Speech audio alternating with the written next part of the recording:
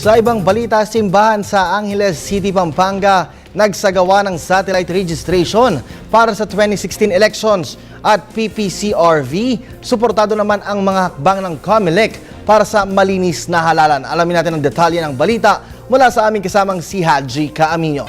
Haji, magandang hapon sa...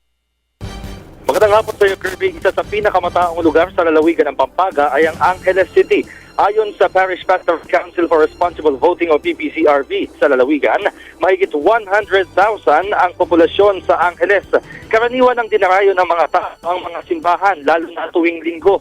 Ika nga ay bukas ang simbahan para sa lahat. Ngunit kakaiba ang aming nadatnan, Kirby, dito sa Holy Rosary Parish sa Barangay Santo Rosario dahil binuksan ng simbahan para sa lahat ng mga taong gustong bumoto sa 2016 presidential elections. Katuwang ng COMELEC at ang PPCRV at ang parokya sa satellite registration na ginawa ginawa ng compound ng simbahan at mahigit sa 5 barangay ang binigyang pansin sa registration at validation. Suportado ng simbahan ang Waka Waka Information Campaign ng COMELEC, kaya naman nang lumapit ang poll body sa kanila ay hindi na sila nagdalawang isip pa.